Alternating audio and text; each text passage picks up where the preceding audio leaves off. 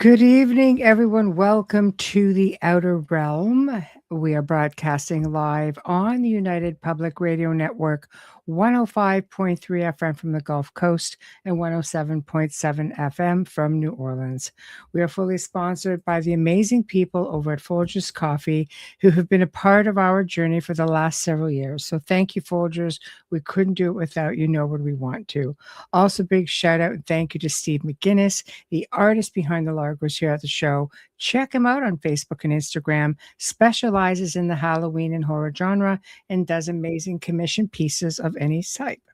So, whichever platform you are all on this evening, we are on 8 platforms simultaneously. Please like, subscribe, share, comment. The only platform that doesn't have a chat room, of course, is Roku TV.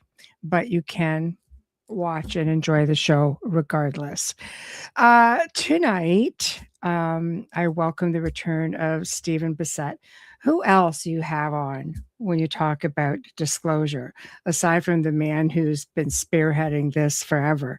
Anyway, he has spoken to audiences in 20 countries at least about political implications of UAP, ET phenomena, disclosure. He's the co-founder of Hollywood Disclosure Alliance, executive director of Paradigm Research Group. And tonight we're going to be getting into an in-depth discussion, and again, who better to do it with, on the latest disclosure. So looking forward to hearing his thoughts on that. And, maybe towards the end of the show, we'll squeeze in a little bit about the Disclosure Day film, which everybody is on about. And I'm being asked about it. I haven't seen it. And with everything going on, I don't know if, I'm kind of just waiting to see what everyone else has to say about it. A lot of mixed feelings. Anyway, I see the chat room. Hello. Hi, Wayne. Hi, Patsy. Hello, Heidi.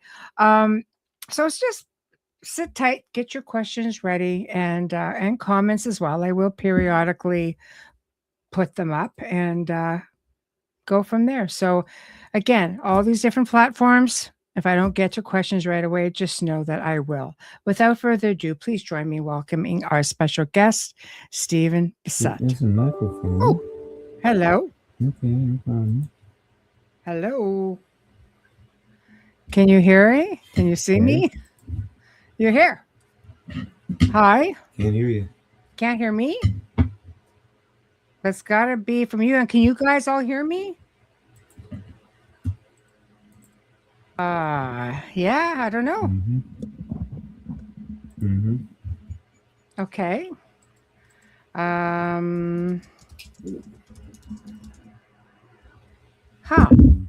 Okay, I'm not really sure. I'm just going to find out if everybody else can hear me. I don't know. Can you guys all hear me? Yeah. Oh, yeah. Apparently, they can hear both of us. So, they can hear us both. I don't know. I really don't know what to. Got it. Oh my gosh. Okay, good. I'm checking every button I have. Okay. Hallelujah. Welcome. So, really looking forward to your opinion on all of this. I'll just cut to the chase. You've been the one spearheading this for, years and years and years. And you have been in Congress. You have been talking to anybody. You have large events. You speak all over the world. What haven't you done to spearhead this? Is it everything you thought it would be? Oh, now. Sure. I mean, 30 years in. Yeah, it's about to happen. It's a little would have preferred sooner. Yeah. But that's not the way history works. So I'm just thrilled that I'm still here and this is about to break worldwide. So get ready to party. Wow. Okay, they're doing this in stages. And I'm sure it's selective. I'm sure they're holding a lot back. Are you in agreement with what you've been seeing so far? Of course, they're holding a lot back. They're holding about 99% of it back. It's not Yeah. like it's not about holding back or not holding back right now. Yeah. They are releasing files for the first time ever under a presidential directive. They've release files from off and on. They threw out a bone here and there going back years, 30, 40, 50 years. Yeah. All to keep things cool, keep the waters calm, but the truth embargo continued. But of course, what's going on now is the full engagement of the policy, which is a lie, to by Congress, by press, by citizens, witnesses, military, the whole nine yards. It is all closing in on the truth embargo managers, and they're not just capitulating. However, we're at a place right now where the president could disclose tomorrow, and nobody's going to be particularly shocked about it, which is why I think it could happen tomorrow. Right. However, the world is still a little complicated, still quite dangerous. Yeah. But again, there's no barrier anymore. It used to be a barrier, clear barrier, and you had to jump it. You say, I can't jump that. Now there's no barrier. So if it happens tomorrow, it wouldn't surprise me. If it happens in 2 weeks, I'm happy. 3 weeks, a month, doesn't matter. Disclosure is about to happen. That's what's important. It took 80 years to get to this point. There were competent people saying that we had bodies in a crashed vehicle all the way back in the late 1940s. But national security, nuclear arms race, the threat of nuclear weapons use, all of that, plus just further imbalance amongst the world. Policies were made, decisions were made, and 80 years later, we still haven't had this confirmed. But now it's about to happen, and I couldn't be more thrilled.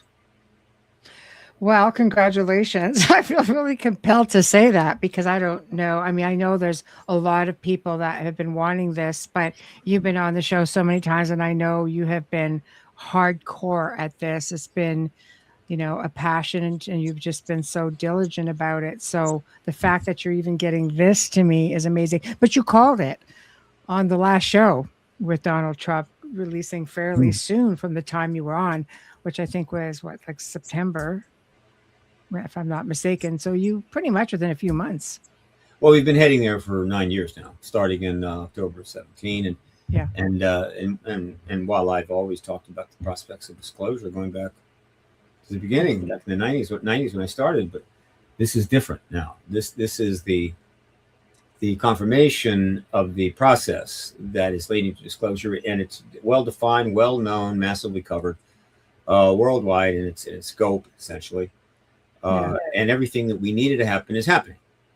In fact, everything has happened really that you would expect, except the last thing, which is disclosure from the president. And he can do it tomorrow. On the other hand, I should point out, as I have 1,000 times, we're there. So if the president chooses not to disclose, that's his business. But he may be prepared for another head of state. Could be the Prime Minister of Canada. Prime Minister of Denmark. Yeah. Right? Or Putin. Double. Yeah. And he's second fiddle. He's clean up, right? And the legacy's gone. It goes to that head of state. So he has an important decision to make, as do his advisors. And I have now talked about this now for 3 or 4 years, only more emphatically now, on hundreds and hundreds and hundreds of podcasts. I don't get a News Nation. I'm being blocked there. Don't know why. However, I still get out plenty of action on plenty of places. So I hope that at least somebody's talking to them. Yes. Well, a lot of people are coming forward. There, you have those in agreement. You have those who are on a whole different page with it. I think Lou Elizondo basically said that government documents which confirm all of these UAP incidents have been recorded since the 40s, and they are indeed, real. However, FBI documents, on the other hand, mention mysterious entities and things that, plasma beings, sentient plasma beings. That seems to be a really big one. And again, Lou Elizondo says, that's just something that the government has been covering up. I mean, you're including the non-human intelligence in all of this. Did you expect that to go along with the UAP disclosure? Was that kind of like a bonus, or did you expect it? Look, disclosure, the only disclosure I'm interested in is not disclosure of a UAP or a plasma being or whatever. That's not the disclosure I'm talking about. Yeah. That is the revealing of, the acknowledgement of. I'm talking about the confirmation, the political act of confirming the presence of these ETs, living and dead, and their craft, intact or wrecked, whatever, by the head of state. That is disclosure, capital D. My term, I set it up in 2002. Yeah. It's a capital D. It's a proper noun. Mm-hmm. Small d disclosure is another, and it means something else. So this is politics, and that's a political term, and that's all I'm interested in. And that's now this turning up and this being revealed, everything is kind of part of the process of getting there. Mm-hmm. There's all kinds of things that are part of the process of getting there. And until the last 9 years ago, the process was relatively incomplete. But starting then, it started to fill out. And now, essentially, it's a full bore, how would you say, a legal a process, or legal or legislative process that sets the president up to do it. I mean, it can't come from the head of the National Science Foundation. It can't come from an astronaut. It can't come from a war hero. Right. It has to come from the head of state, because the head of state has the highest classification level and is the commander-in-chief of the military. And once it comes to the head of state, all the doors are basically unlocked to be opened by the appropriate people at the appropriate time, which would be soon. And so everything we've learned to date, great.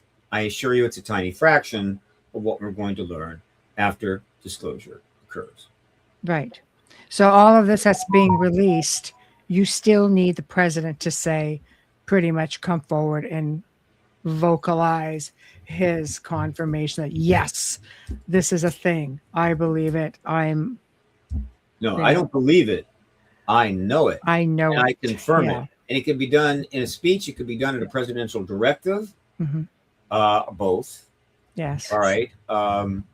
Either way, the moment it comes from the president, that's it. That's disclosure. And then you can count the days until some other heads of state jump in, thus validating our president, if anybody has any doubts. And we're in the post-disclosure world. And we can't get there soon enough because we're reaching the limits of our capability to keep this plane flying. Yes. No, I agree with you. I think people have been wanting it, and people are really, everybody, like I said, everybody's got an opinion. Congresswoman Lauren Boebert had said that her private classified UFO briefings are far more interesting than the UFO files that the public are getting. Of course. So she calls it basically underwhelming. But that's not a bad thing. In other words, she can get that. We can't yet. Yes. All right. And so I'm not asking anybody to suddenly grab some files, rush out the back door of the Pentagon, and head to the Washington Post. That's not going to end well for them, and it's not the way we want to run the government. So it's okay. As long as we're moving in the right direction and we're moving in a place appropriate to what we know and what is happening. And we are now. We're moving in a very good pace. So good that it's almost impossible to keep up with it. Right. So basically, when the people are asking, is it worth all of the hype? Is what worth the disclosure event or the whatever? I guess everything leading up to it. I think a lot of people, including news media outlets, expected something more than. I mean, to me, I agree with you. Something is absolutely better than nothing, and you have to start somewhere. For those who are experiencers, they'll say we didn't really need it, but why is it so important? And I know we've talked about it, but for anybody who's listening tonight, maybe who hasn't been, there's a lot more interest now that disclosure, everything leading up to it is actually out in the forefront. Why is it so important that this formal disclosure happen? That you do understand is a 5-week seminar Yeah. Right. This is the biggest event in human history that's about to take place. And so, well, why is the biggest event in human history important, right? Yeah. But So people don't understand. Not everybody follows this stuff. I understand that. So Yeah. I have to make it extremely simple, Yes. cut to the chase, Yes. and then I'll be accused of like oversimplifying, right? But whatever. Point is that it is not an accident that the ETs it escalated a massive engagement of the planet and allowed themselves to be seen not long after the Hiroshima and Nagasaki bombs were dropped.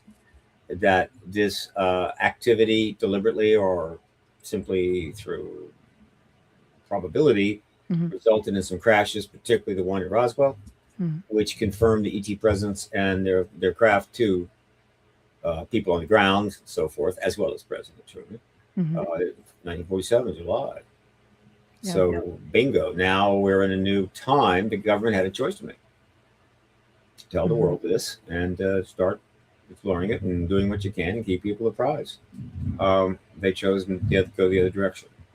So, now, did they know when they did that how bad or how good the decision would be? No, it'd be impossible. But they did know some things, right? Here's what they did know. The craft that they had and the technology they had was superior to ours. The ETs didn't look like us, but they were similar and clearly not human, and almost certainly from another planet. They knew that, which is cool. They also know that the Soviet Union was going to be testing both an atom bomb and a hydrogen bomb. They were building missile systems, of course.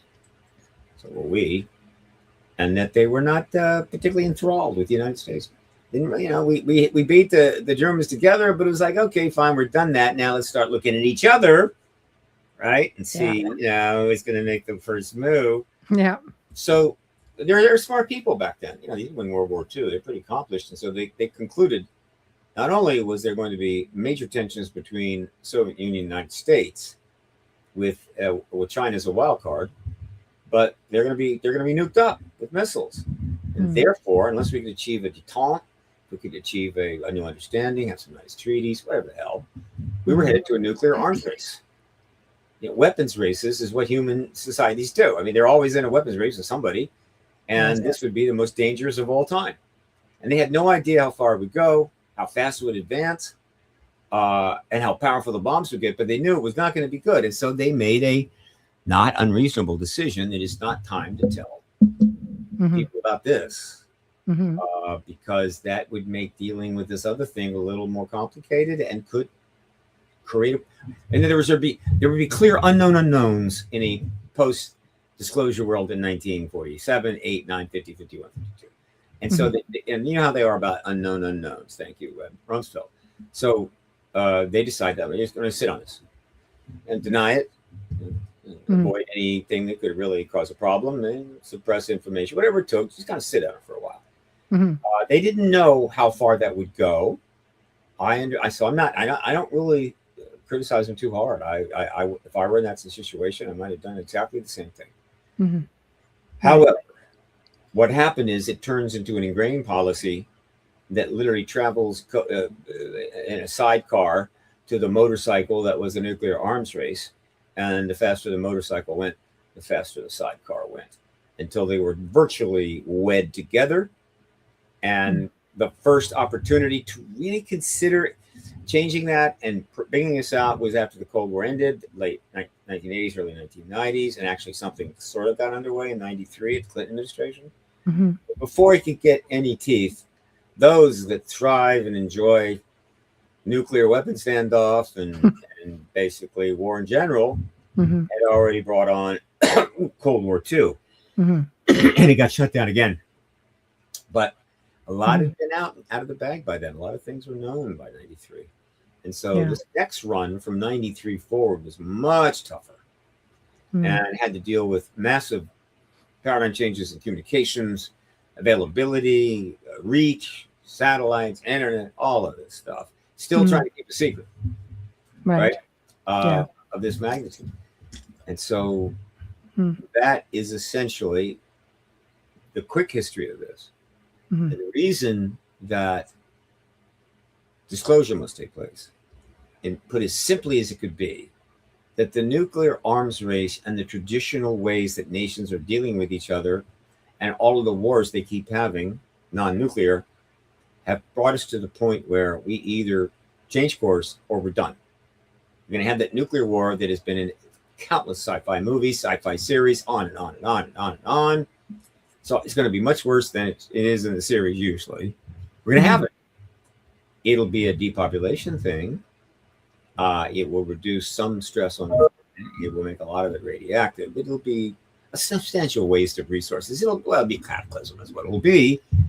And so we can't have that happen. And many people, including myself, have concluded that the only thing that prevents the first thing from happening is ending the other thing from continuing, which is the truth embargo. End the truth embargo, enter the post-disclosure world, rethink how we conduct our affairs, rethink our international relations, our politics, and a lot of other things, and how we treat each other and the planet, and we can get through this. Don't have disclosure, we're going to have a nuclear war. I mean, it could be tomorrow. It could be a month from now. I assure you, it could be like that. And we've been reminded about that with films and movies, one of which was actually, produced by the Obamas, right? And so forth and on and on and on and on. So that's the simple dynamic of why we have to have disclosure or a nuclear war. Paradigm clock at midnight, doomsday clock at midnight, which is a metaphor I came up with along. I even had a clock. It was designed by a good friend of mine, Jim Boca. And I'm very fond of that clock. So that is the simple way to explain something that 20-part series in the future, which I would love to produce one of those. It just need 10, 15 million. We'll try to explain to future Americans. Yeah, that's a tough pill to accept, I guess. When people think, I mean, those who know, right? Those who follow. But if you said to somebody who is just coming onto the scene because, there's this disclosure thing. And of course, I think the film came out at the same time. So now people we're getting new ears, new eyes, new ears who are hundreds of millions of new ears. Yes. So when you say, when you talk nuclear war, if we don't have disclosure, this is pretty much what's going to happen. What do you say to somebody who's just coming on for the first time going, well, this is a little extreme, don't you think? And there's a lot of things in this world that are extreme, but are true. Yeah. Right. So the measure of truth is simply a qualifier. What's extreme to one person is like no big deal to another. I don't argue or debate with people on these such things. I let them figure it out in their own good time. I say what needs to be said. I advise as I'm asked. If I'm wrong, I'm wrong. But if I'm right and we don't do this, then boy, are we in for a tough couple of centuries. Yeah, a couple of centuries, no less. Yeah, Rochelle says, hard pill, definitely, but I try to remember it's always darkest before the dawn. I like the phrase, it's always darkest before it goes completely black, but that's a whole nother perspective. Oh, gosh. Yeah, for sure.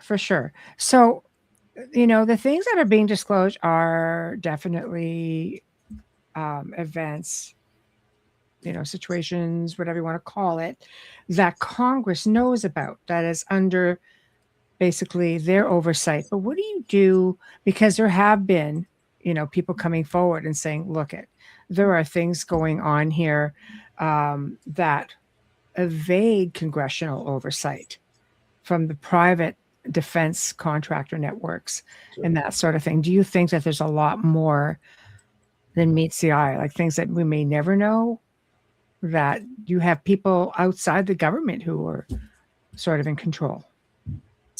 There's some things we'll never know. And there's a huge amount that's not on proper, that should be an oversight that isn't. Yeah. And so let's increase the oversight. Yeah. Right. And the truth embargo. Expand what is already in place in the UAP Disclosure Act and continue what is already underway in a limited scope, the bringing forth of information for full public scrutiny through a process. Meanwhile, the Congress knows a lot more than we know because they have certain classification levels, that they're not just blabbing those out. People are following pretty much the rules as much as possible. There's no need to break them now. There's no need to throw yourself on the fire and get attention. Just keep putting out and dealing with the issue under the law and within the levels of classification. That is more than enough to set it already has set the president up to disclose tomorrow. And most people go, wow, I thought maybe something was going on. I had no idea. Or, oh my God, that's really cool. Whatever. The president could do it tomorrow. But what's going to go forward that will make it even easier and easier for the president and other heads of state to do it is being done in an orderly fashion. So I'm not upset. There are members of Congress that know a lot more than you or I know because you and I don't have the classification level. Yeah. Yeah. I know Dr. Stephen Greer basically just came forward and said that members of Congress quietly confirmed to him that the secret UFO program was run by corporations who were above the government. I wouldn't use that term. Yeah, that was his term. Yeah, it's like that's Mr. Dr. Greer. No, I'm not. I'm just saying I wouldn't use that term. Yes, they are outside yeah. of the government in some ways. Now, they are not all completely outside. The government has lots of influence on corporations of various ways, and particularly defense contractors. But the government decides how much influence, and they have most of the last 80 years given them a degree of a latitude that is it maybe had been acceptable at one time. I'm not going to argue with that, but at this point is no longer acceptable, which is why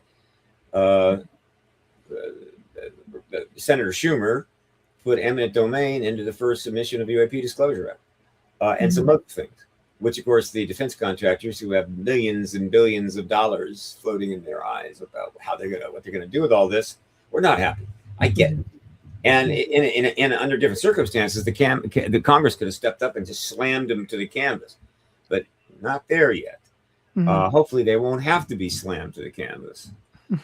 They will finally come around and go, look, it's better to play ball, right, and do as well as we can, than to gouge the American people, continue to lie to the American people, and play a highly self-serving game. Though, my God, this is the era of self-serving capitalism. It'll be lauded and talked about for 1,000 years. That will be my recommendation to these the private entities. But ultimately, the president is the one, right? The president stands over those companies. Yes. The president has the ability to, how would you say, squelch those companies into a place where they're just begging for mercy. That's important. If he couldn't or she couldn't do that, then we would not have a democratic republic. We would have a fascist corporate state, which we don't have yet. But boy, it's starting to feel like that. So that's how I tend to look at it. Yeah. Yeah. Because Dr. Greer goes on to say that some of these companies have advanced reverse engineered tech. Right. And this is stuff that, I mean, is that something, Stephen, that you think should be disclosed just because of what you were talking about? You know, do you want the other side knowing what you have, or you have to be very strategic with this sort of thing? The other side already knows what we have. The other major countries have been studying this issue for 80 years as well. Many of them have crash vehicles. They have bodies. They're aware of this, and they can easily surmise what the United States is doing or not doing. That's an excuse they love to put out there. That comes under the heading of, look, under the heading of, we can't let any of our perceived enemies get ahead of us, allows you to justify anything. And they've abused it to the hilt. They've just massacred that particular option to the point where they've turned it into, I don't know. They just made it no longer a viable way to think anymore. So I understand, can't let our enemies get ahead. I'm saying let's get the truth out and spend more time having less enemies. Right. Well, in the perfect world, that would be outstanding. But I think it's the age old, um, keeping people on the edge of their seat to, we can't give everything as national security. But I mean, I think that's something that even Ronald Reagan had mentioned back in the day was we face, the whole Cold War stuff. We have to, look to the fact that we may all have to face the same enemy one day, and it's going to come from above. Well, he was wrong, but he was early, and I Yeah. want to Yeah. criticize. Early days. I Yeah. got that wrong. It was a kind of thing you could say. It was a way to sort of touch the issue without Yes. people throwing their hands up in the air. It's okay. That was then. That was a long time ago. Right. This is the 21st century. Yes. A statement like that, there are a lot of people around the world on the internet will be, oh, give me a break. Yes. That's okay. That's how you advance. The trouble is we're not advancing fast enough. Right. And so the nuclear threat is now literally at our door. It could happen tomorrow. Anybody who doesn't think that, fine, if it makes it easier to get through the day and raise your kids. But the truth is what it is. And so all your prospects for a future life, and certainly for your kids and grandkids, basically are hanging by a thread right now. And there's a ton of material out there, if you look for it, that tells you that. It's not the kind of thing that people go looking for when they get home from work. I'm going to find the latest on the nuclear arms risk. Okay, but oh my God, no.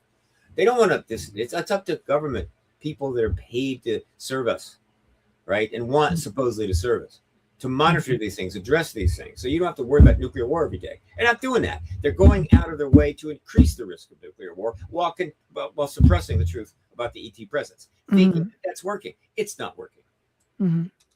Yeah. So, like I know with yourself, with non-human intelligence, the fact is disclosure. But they're really starting to, to push this, whether we're 4 races. This is part of the disclosure that they're talking about. It's being talked about, right? It's becoming a thing. They're talking about the races, right? Yeah. And how do you think they know that? The contactees have told them about the races. The contactees have drawn them, painted them, reported them. That's how they know about that. Now, they may have had direct contact with some of these entities, and so they actually know it that way. That's what they're claiming too, though, as far as, there's these old film clips that are starting to surface. And I mean, I don't know. My own opinion is that they're sort of maybe feeling us all out as to what the public is prepared to accept. So maybe there's something a bit more exciting coming. Feeling the public out, they're feeling the public up. Look, they've had decades and decades to assess the public's response to this. It has been in the news and been major for as long as I've been alive, but now it's like, so the idea that you see how the public's no, they'll use there are certain elements of this issue, managers of this issue that will use anything, any lie, any distraction to just somehow hang on to this status quo. This is not unusual. Some of the reasons for that are not too bad. Some of them are awful, but history doesn't care. History will take you where it will. And when the nuclear war starts, rushing out after the bombs have gone off, after the radiation's gone down, and saying, look, I had a reasonable perspective on this, and, I apparently I was wrong, but, I meant well. No, right? They have contained to themselves an extreme, almost absolute right to determine how we deal with the nuclear threat. And I don't think they know what the hell they're talking about. And maybe they're going to the AI, right? And if they are, okay, but we can go to the AI, and people that go to the AI on this, you know what the AI says? You guys are at risk of a nuclear war. I'm not kidding. Try it. Yeah. Yeah. It's a scary, there's that part of me that says these are exciting times. And then there's that part of me that's kind of like, these are pretty scary, trying times. How do you balance it all? I mean, disclosure is exciting if it happens, but we're really in a place that it's really iffy with or without it. You think? Yeah. I'm in Canada, you're darn straight, I know. That's not the only problem we have, amazingly enough. Yeah. Right? We're overpopulated by a minimum of 33%, probably half, minimum, until such time as we can find a way to provide resources without destroying the environment. to sustain a large population. We don't wait for that. Mm-hmm. We're like a couple that just loves children and Mm-hmm. had a 3-room bedroom house, and had Mm-hmm. 3 kids, and said, "Yeah, I'd like to have more." I had 3 more, I had 6, and they doubled. They had bunk beds, and they said, "I love kids. Let's have 6 more." So then they went to 12. Yeah. They didn't get a bigger house. They just went to 12, Mm-hmm. and then eventually 50. And at 50 kids, the neighbors are going, have you thought this through? Do you have enough space? I mean, are you making enough money to feed them? I mean, what's going on here? And they're going, it's okay. We just love kids. We love kids. That's what we do. Yeah. It's like that. I mean, people say, well, how complicated is the population problem in the world? Mm-hmm. It's not complicated. The size of this planet and its resources, the size of the planet is the same as it was when there was only 1 billion people on this. Mm-hmm. And the amount of resources on the planet in terms of natural are less than when there was 1 billion. Mm-hmm. And the destruction that we're doing to those things that create researches is off the charts as far as those times. Mm-hmm. And so you do all the math, and here's the answer. Mm-hmm. You're screwed. That's the answer, right? And so what are you going to do? And then we just throw up our hands and go, what can you do? What can you do? We can do a lot of things, but we're frozen in our ability to function, like people often get in their lives when it's so bad, so awful, they just shut their mind off to it and just try to go through life, right? Mm-hmm. We're kind of like that, frozen, can't get anything done, can't accomplish. I mean, in the larger, most appropriate sense, there are certain individuals who can get a lot done. Who cares?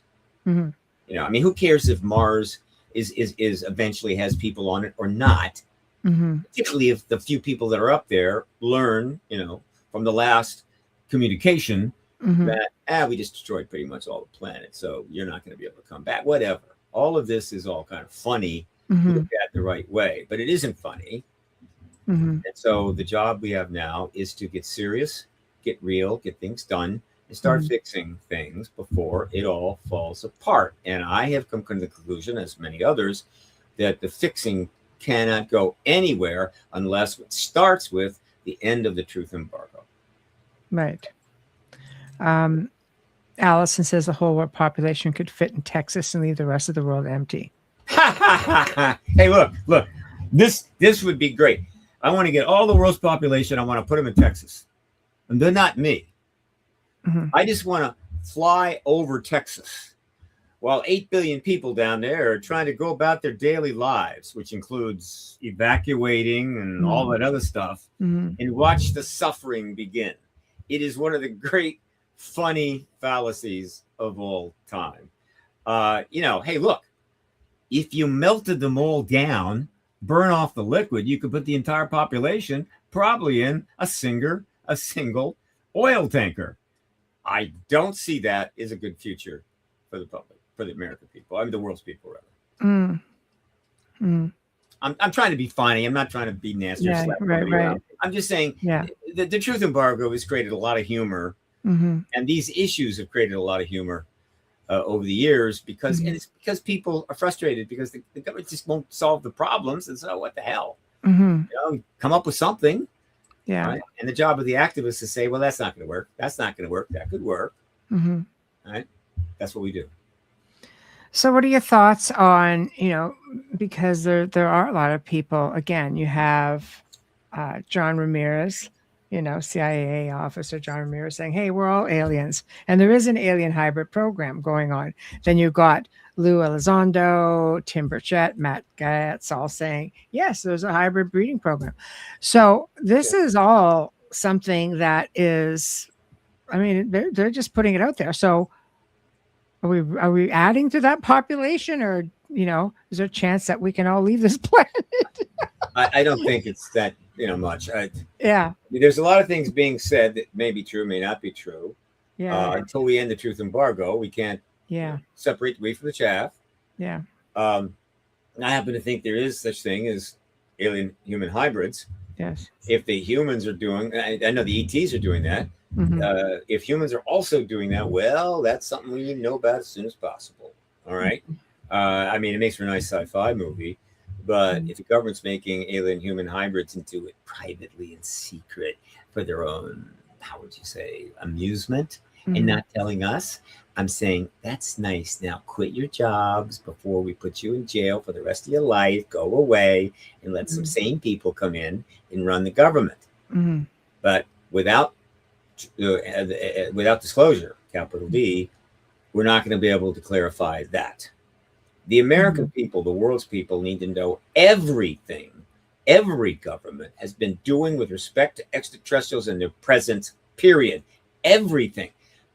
If it takes 5 years, I'm good for that. If it takes 10, I'm not crazy about that. Like to see it in maybe 2 or 3. And if you're somebody that says, I need to know that, I don't care, let them do what they want, well, fine, get out of the way. Right? Get out of the way, go find a place to live, do your life, but don't get in the way of those that are trying to end this situation. But I think it's a fundamental, I call it a natural law. There are such things as natural law. And it's not the kind of thing that you can go in court on, but overall, it is kind of valid. There are some things that fall under natural law. And maintaining lies about something of that magnitude, I think, is a massive violation of natural law and leads to almost impossible to calculate abuses of power and abuses of the planet, abuses of people, and so forth, in ways that really are hard to really calculate. When we know about abuse, we're good at it, we do it, but at that level and so forth, it's hard to really measure just how abusive it is in the larger scheme of things. Yeah. She goes on to say, point being that there are not too many people just selfish and uncaring of the planet. And Bart says, oh man, we already suffer in Texas. Just live here. You'll see the heated attitudes, everything. It's just like, yes, my friend. I know you guys suffer out there. So, yeah, it is. And by the way, we're talking Texas here. Let's hear from the people in Calcutta. Yeah, they're pretty jammed up. They're pretty jammed up over there for sure. Yeah. So let's talk about a little bit of even with conditioning, because apparently before they decided they were going to start putting out these bits of disclosure, allegedly they brought in, the church and other religious sects to try to talk to them, to prepare the flock, prepare their people. I guess to better prepare for how they were going to put forward disclosure. And in doing that, all of a sudden, you even have government officials saying everything's demons. Well, first of all, I'm not aware that they have done extensive preparing the people by talking with lots of clergy and so forth. I'm not sure about that at all. It's everywhere now. It's out there. Oh yeah, that doesn't mean it's happening, right? Now there might be talk, but the idea that going back, I don't know, 10, 15, 20 years, they were, having little chats with, and secondly, what was I going to say? The whole business about demons, fine. There are people that think they're demons. There are people that have religious beliefs that have strong opinions about a lot of things. What matters, though, is what are the fundamental positions of the great faiths, right? And the evidence is clear that they're going to be just fine. And they've been following this for all these years. It's not like you can't read a UFO book if you're a pastor or a mullah, right? So they're not to be shocked by this. So the statements of individual peoples of belief is their opinion, great, but I'm not going to be building activist policy, and the government should be building federal policy on that. Oh, our family knew a priest who did analysis work for NASA, so I'm definitely with you on that. Analysis? What kind of analysis? Photos, old photos. They would be sent. Yeah, he worked for a university up in Canada, and they would send him books of things to analyze. He worked at the astronomy he headed up the astronomy department. And so, of course, they sent out all this blacked out information, but the idea was to analyze the photos. And this family member, basically, it was her job to categorize everything, catalog it, and whatever it was he said got shipped back, and that was that. So definitely. I wonder if they had security clearances. If she had a security, must have. Yeah, must have. So. Yeah. It's Canada. Yeah. They're very chill up there. Yeah, they're ready to go to the flow. I don't care. By the way, the Catholic Church has an adjunct to their little problem with Galileo and the. Right. Poor Galileo. They develop and maintain a strong astronomy presence forever, and they have very clear opinions about this. They're perfectly ready. The Catholic Church is ready to jump right in there, take the lead, and try to pick up another 500 million Catholics. Why not? Is your faith not really adjusting to post-disclosure world? Come to us. We're very religious, got a lot, and we're totally down with the ETs. And we've got the best telescope in astronomy. Best telescopes. We got the confession. We got all this good stuff. And so they'll be competing for. And and by the way, I happen to believe that church membership will go up after disclosure, not down. But call and plenty do. Right.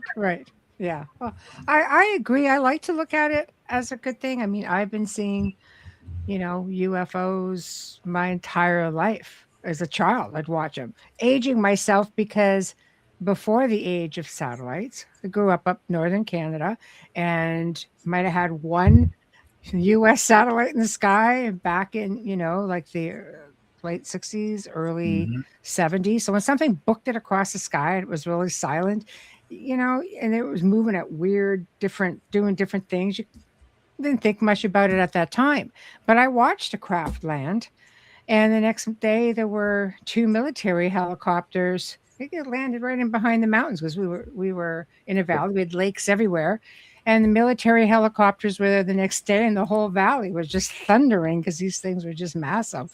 And we didn't think anything of it. We didn't have that fear. We all grew up seeing that stuff. I grew up listening to stories from, my grandparents, my parents. My grandfather had a telescope, watched the night sky on a regular basis. So for some of us, it's not out of the norm. Yeah. But for others, I've had an elderly woman look right at me. Ghosts are one thing. I don't even want to talk about UFOs. It's like, all right, that's okay. That's all right. You don't have to. Right. So I think it's just you have people of faith who just don't want to recognize. You have people that are atheists that don't want to recognize. Right. You have people of faith that are into it hip deep. Yeah. This is the nature of the world. There's nothing new about that.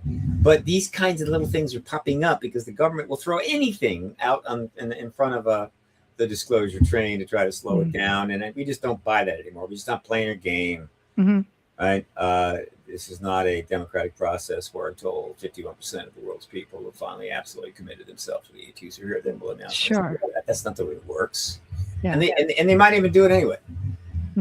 In other words, a lot of the truth embargo managers are living in an isolated box that they've never left, and they just can't imagine being outside that box. And I have some empathy for them, but not enough to care too much anymore. Will you look outside the box of, conspiratorial stuff? You look outside the box, of, hypothesis. Like you're pretty right on track, focused. Right. I try to be. Well, if you weren't, I don't think that you would have gotten as far with this as you have. I really do think that you were really instrumental in fighting the good fight, as they say, in doing that. So thank you for that, because You're welcome. It really helped. I wasn't alone, I assure you. Plenty have done more than I, have been in it longer than I. And I hope to see that all of them get recognized as we move forward and not thrown away because, you were right, but now we got to move on with people that are more substantive and a more regular life. Going, no. Yeah. So what's next for you? What's next for you? Where do you go? That's from a here? very good question. I do have a bit of a problem. Uh-oh. My life has been such that retiring is not an option. No. Trust me. No, you can't leave us. No, well, I can't live. So, yeah.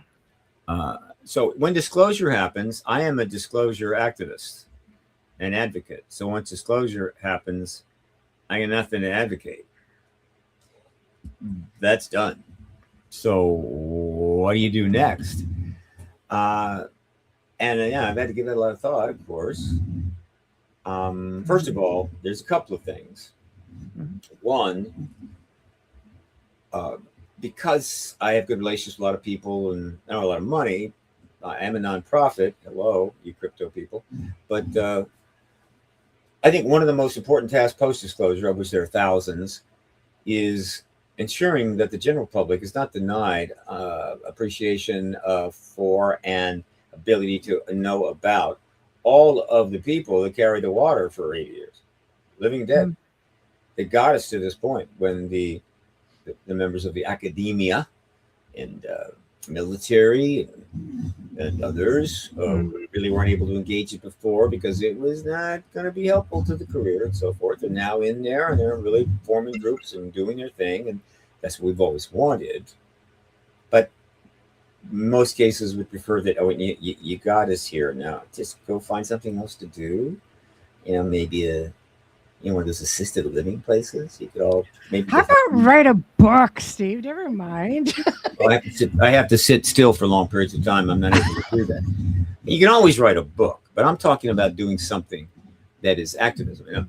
And so one of the things I'm going to be doing, particularly if I get some modest funding, and I am still a nonprofit, and I'll always be, is okay. How can PRG help ensure that all of our colleagues and friends that pioneered this are not forgotten, and more importantly, included in what's going forward? You see, there's a few people that were not put on that science panel that should have been on there. Okay. But, and that they weren't. Right. Because, they were, into this very early and everybody knew it was not really real. And so they must have been a little weird to even waste their time, whatever reason. Right. And also they were a pain in the ass, constantly complaining about the fact that we don't tell the truth, and constantly complaining about this and pushing and nudging and shoving and everything else. They're a pain. And so we'd rather just go away. There must be something else you can do. Yeah. PRG is going to devote a lot of its time to changing that, correcting that, to first get them acknowledged. Of course, we always should acknowledge each other, and we do. We're constantly giving each other awards and stuff, which is great. I want to see some awards from the mainstream people that have benefited from all this sacrifice. And just, certainly in terms of the media and in terms of Hollywood and the big production people that are going to be, creating films about all of this. That's why I created, along with Dan Harari, the Hollywood Disclosure Foundation, which is designed, Hollywood Disclosure Alliance, rather, HDA, to bring the people that have carried all the water with the people that are going to take that water and make all kinds of swimming pools and stuff. And so that'll help. So that's one thing I can do, and there's going to be plenty of need for that. And then there's the post-disclosure world. Well, what are we going to do? How are you going to deal with it? People will come in and say, look, I know anything about ETs or anything about, but obviously they're real. We're here. Now I'm going to design the post-disclosure world for you. Okay? Just give it to me. I'll take it from here. And I'm going, I don't think so. I think the people that understand this issue and understand the history and ET issue and all of that stuff should be intimately involved in changing and designing the post-disclosure world. And that's another way that the people in this field can, not just stand around and go, well, I was right, but rather use that knowledge in the post-disclosure world. And there's far more to do there and then than there is now, really, or before. All right, that's when things really get important. Disclosure, which took 80 years, is just acknowledging a truth that was known in a substantial way 8 decades ago, right? Post-disclosure world is how the world is going to operate from that point forever. So there's that. All right, so plenty to do there. And then there is another possibility, which is I'm still ruminating on, is that I've spent 30 years advocating for something transcendent important. that transcends politics and religion and so forth. And so I have remained nonpartisan, publicly, virtually never violating that. Mm-hmm. And I have stayed on my issue, stayed in my lane. Mm-hmm. There are some intersecting issues that you can get into because if you're pursuing the disclosure process. True, obviously the nuclear war arms race, things like that. But there are a whole lot of other issues. Well, after disclosure, one, I can go in any other issue I want. I have something to say. Yes. And I can be partisan if I need to. And by partisan, I mean, popping it to one party and then popping it to the other party as we try to fix the mess we've created. Now that could be fun. I mean, it's like Steve Unleashed. So there's that. Mm-hmm. I just need to stay healthy. But I just had my first kidney stone. And if you want to feel old, do that. Mm-hmm. Pass one of those puppies, and all of a sudden you're feeling 10, 15 years older than you thought you were. Right. So I'm recovering from that. A little more ornery, too. Yeah. A bit more fight in you. Yeah. It gets your attention.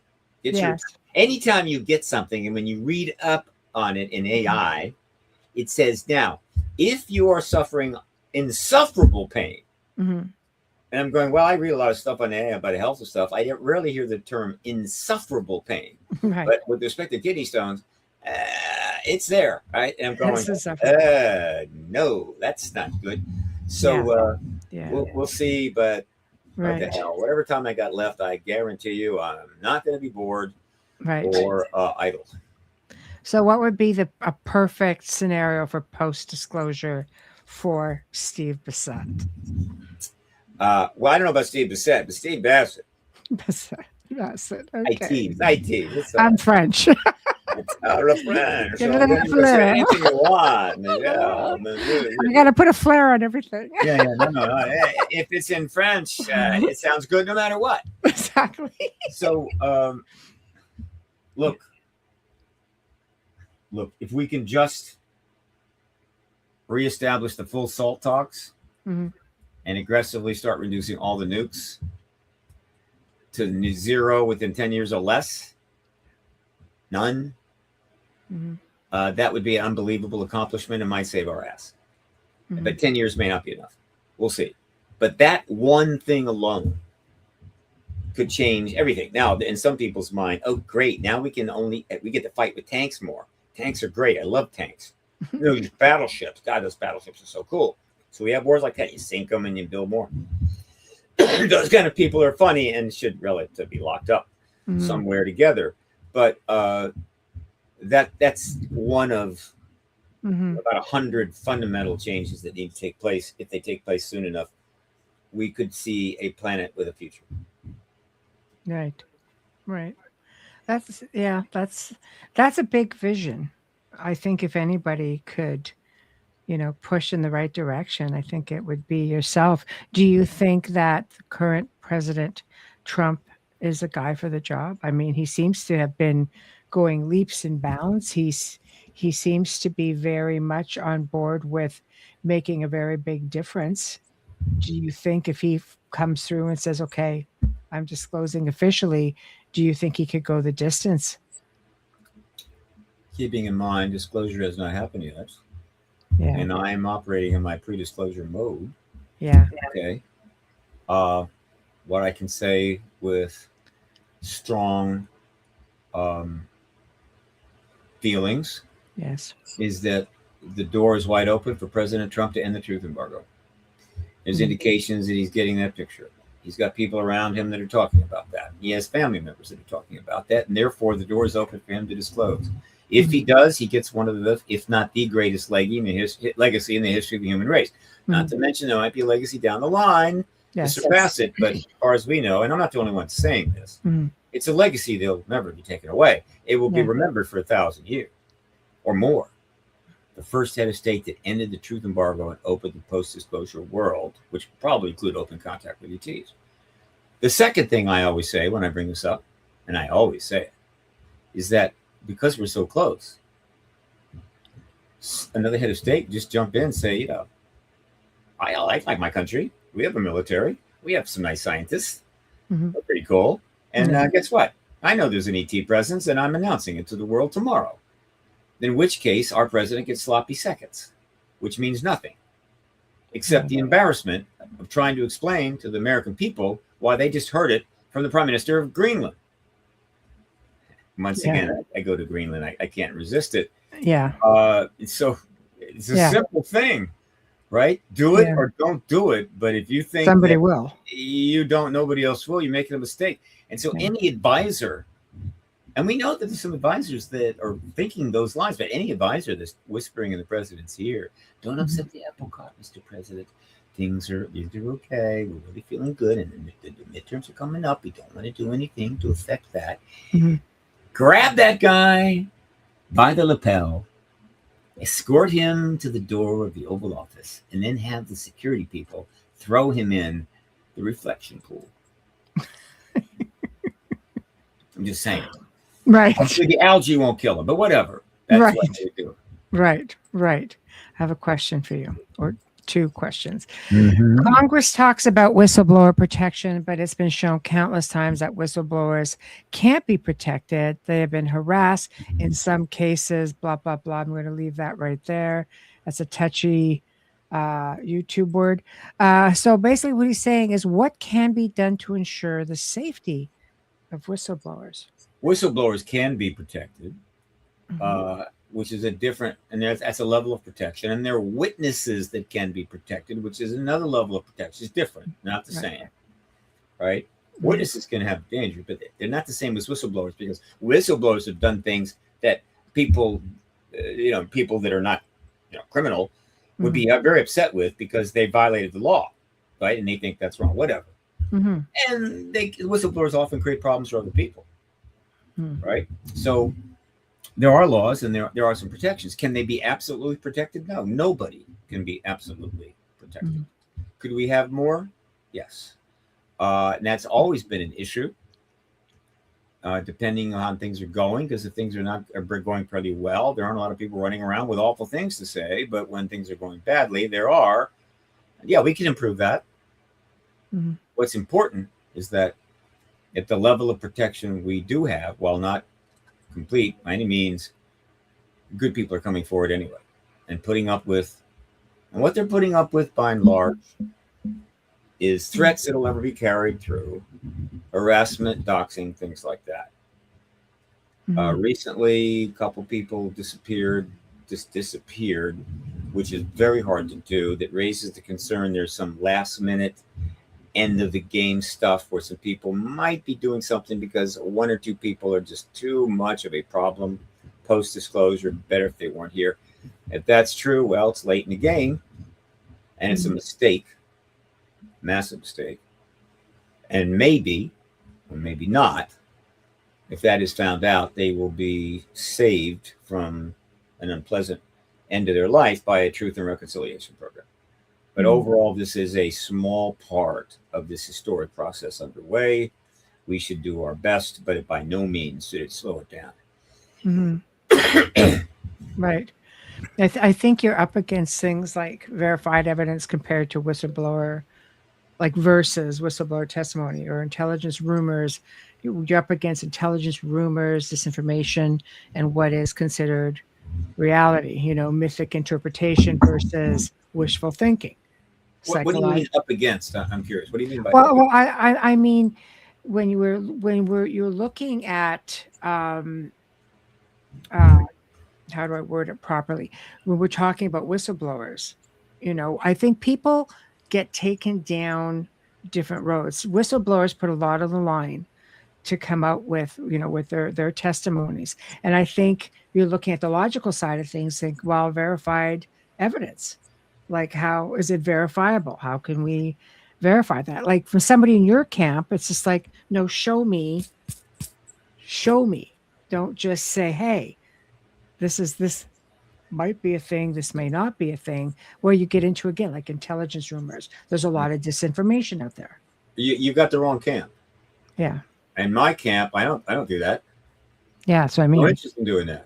All right. Yeah, that's what I mean. When the comes forward, yeah, something he says or she says may put a little leverage in terms of moving forward on this clarity, or it may not. But it's really not important now to what's going on. We already know there's an extraterrestrial presence. And I say extraterrestrial. If you want to make an interdimensional presence, I don't care. But an extraterrestrial basically is more than adequate.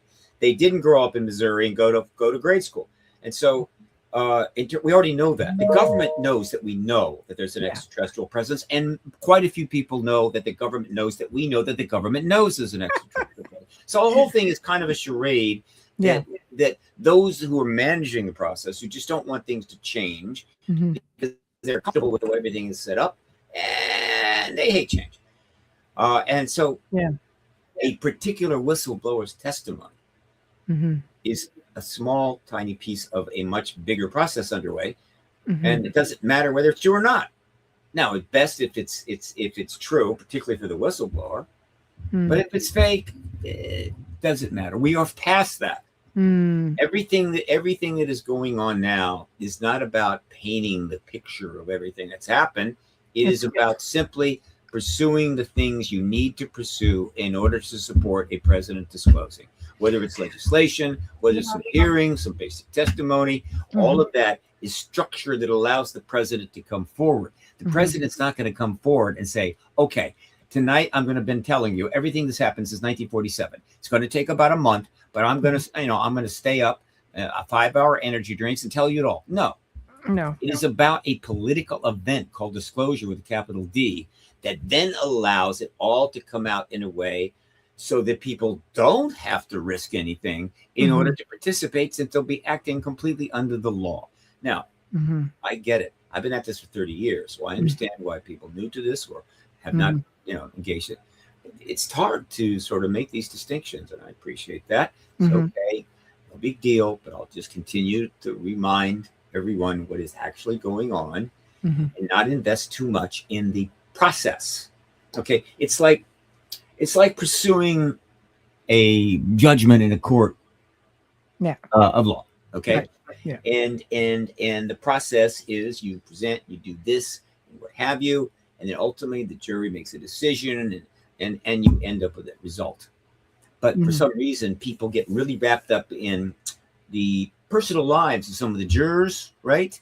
Also the judge, and they're watching the people that are attending, because the people that are watching the trial, what does that mean? Why are they there? And then they get into the architecture of the courthouse.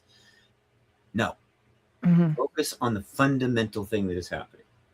Establishing the basis for the president to disclose. But you're looking at the fact that, having their part to play. Again, I'll say whistleblowers, this is what we're talking about.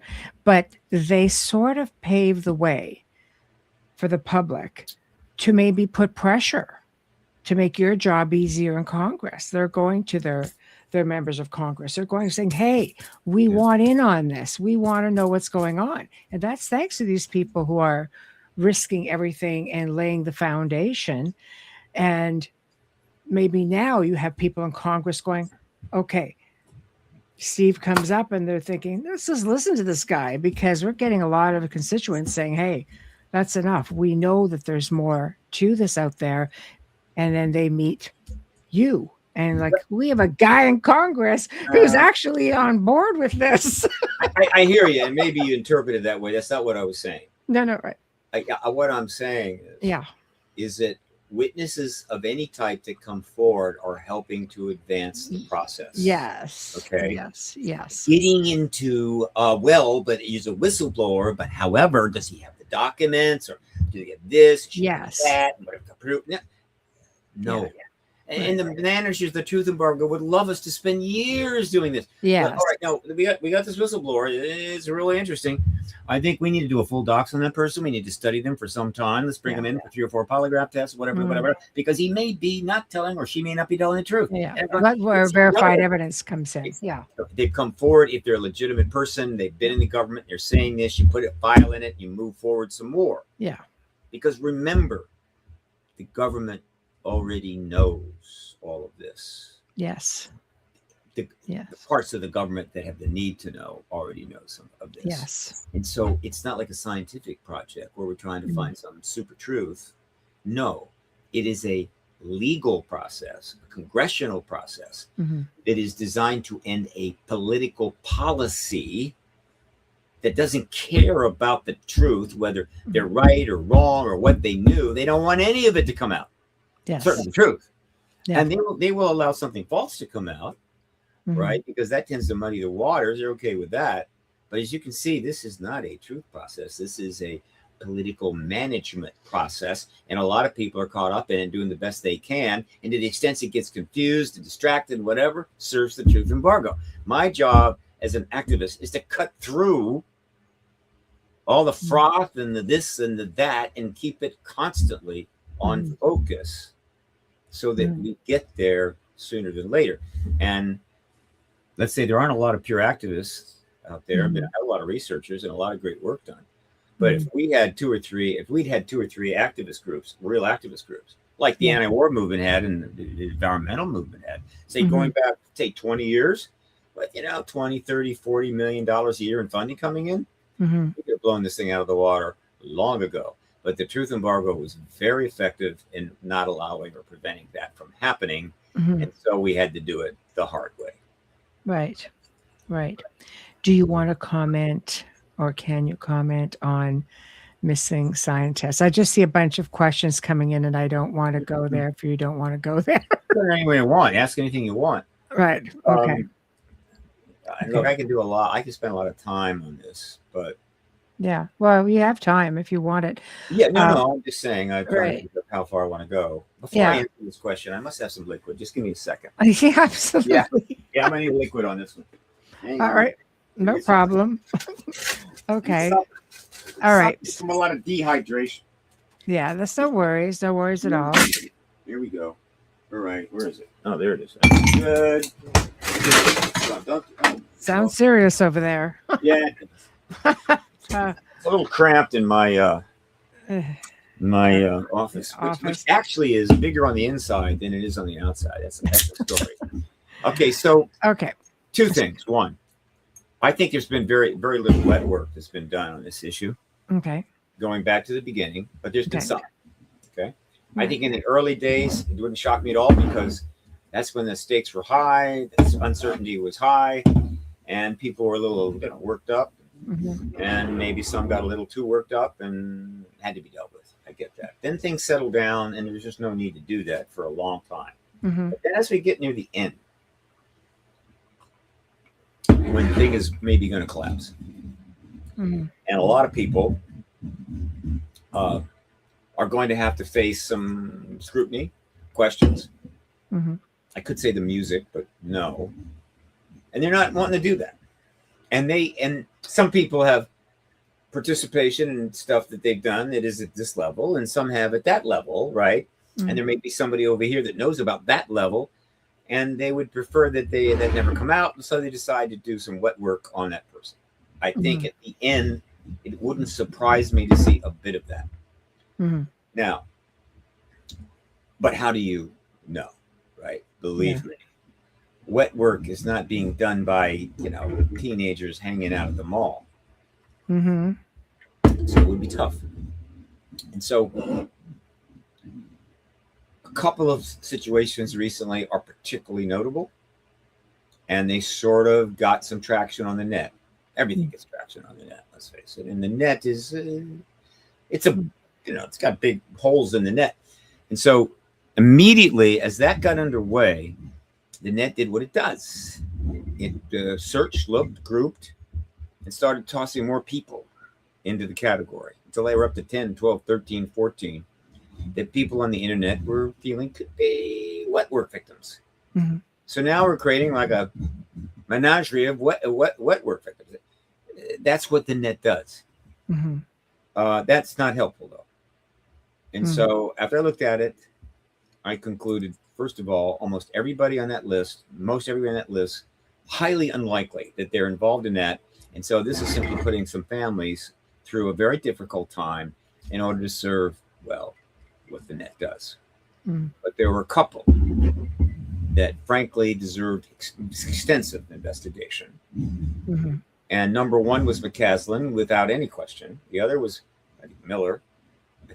Sullivan. And there was a third possibility. Beyond that, I'm saying let it go. McCaslin was number one. because this is a very strange and unusual situation.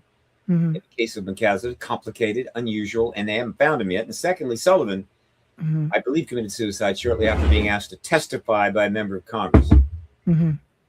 Yeah. That is worth a serious investigation. And a third one, I think, might have been something to worth looking into.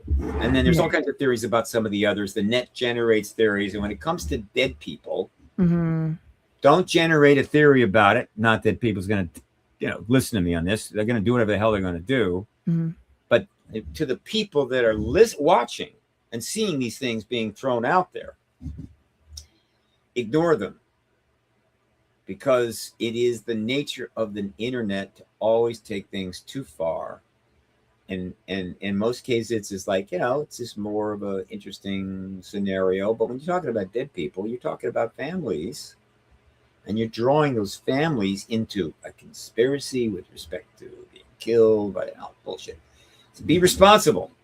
I say this somewhat humorously, because asking the net to be responsible is a pretty funny thing. All right. So McCaskill and Sullivan and one other's name, I wish I should be able to know that. I'll look it up. I'd like to see those run completely to ground. And if they find out that one or both of them was wet work by somebody, then they're going to have to hope that the Truth and Reconciliation law covers them.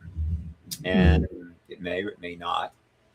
And there you go. But for those that are considering doing any more of that, disclosure is about to come, folks. And so, let go with it, for God's sake.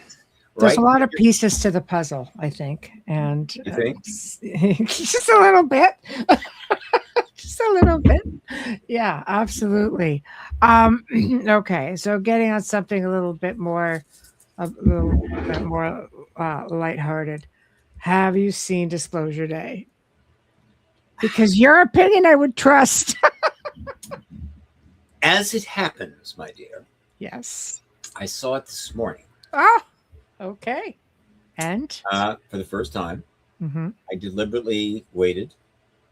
7 days, I guess, at least. Because I've avoided trailers, everything, the odd pieces, but really just shut it out. Yes. But I was paying attention to the responses that people have. Not the descriptions, but the response that liked it, didn't like it, and so forth, and why. I was curious. And I wanted to kind of know that before I went into the movie, so I could look and see to what extent I'm getting why they're not reacting and so forth. And so I went to the huge theater complex downtown Washington called Regal Gallery. Okay. It's got 9 theaters. Each one's as big as any theater I was ever in my life. Got the recliner seat. Got the black recliner seats. Big comfy. Yeah. Did I say it was 10 a.m.? I think I did. Yeah. So I went down to row B. I went over to seat 8, which is directly in front of the center of the screen. Hit that button. Took it back. Right? Very comfortable. And then watched all those god awful. Well, I didn't watch. I don't watch trailers, but I go through the trailers and all that stuff. Yeah. There was not a single other person in the theater. Right. Don't go, oh, well, it's failing. No, it's already past 100 million. It cost 115 million to make. He's going to make a ton of money. He always does, and he deserves every penny. Yeah. And so I watched it by myself, taking notes on my phone, right, in order to get my initial assessment. And so,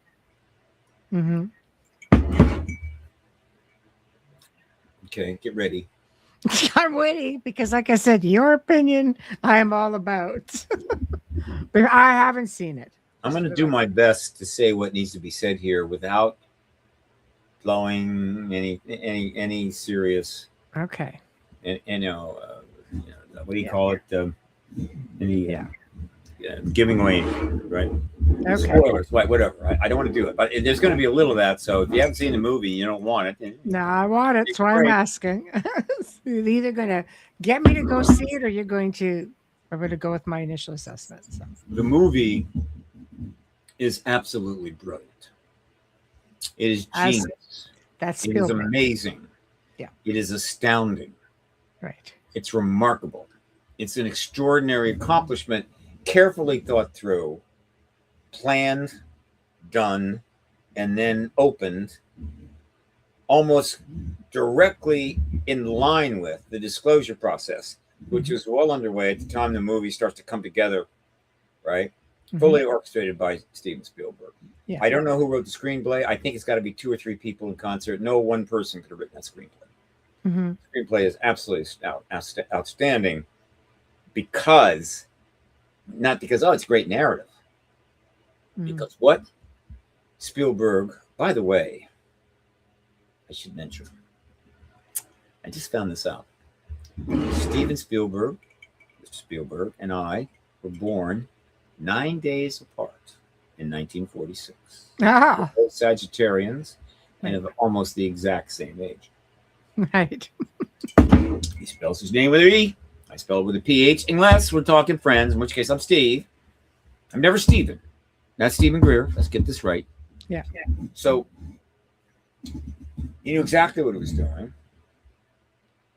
He's the richest, one of the richest entertainment. I think it's the richest movie entertainment person, but it's so complicated. Now he's worth about $6 billion. Yeah. One of the most successful men ever in the history of Hollywood in a lot of ways. He's had maybe 2% of his things really not that good. The other 98% incredible. Staked out a position on this issue like none other. And because he is who he is, because he has been wealthy, because he has access to all kinds of people, and all kinds of people would die to have access to him, I think his understanding of the truth embargo and what has happened is quite exceptional. He knows what's going on. I mean, to a degree that reasonable. I'm not saying that he's having lunch every week with somebody that is like building saucers or keeping track of ETs, but rather he knows the key stuff. He knows they're here. He knows how we dealt with it and the kind of programs we have and so forth and so forth. He keeps it to himself because he doesn't. There's no upside for him to tangle with the government on this issue. And more importantly, he has made a great difference with the films that he's made. That's how he's chosen to engage the issue. And so he engaged in a major way with Close Encounters of the Third Kind. Yes. Which, if you look at it, the context of the truth embargo and the history, it's just exactly what was needed. Right? So essentially, he shows you contact, kind of formal contact, right? Puts J. Allen Hynek in that scene.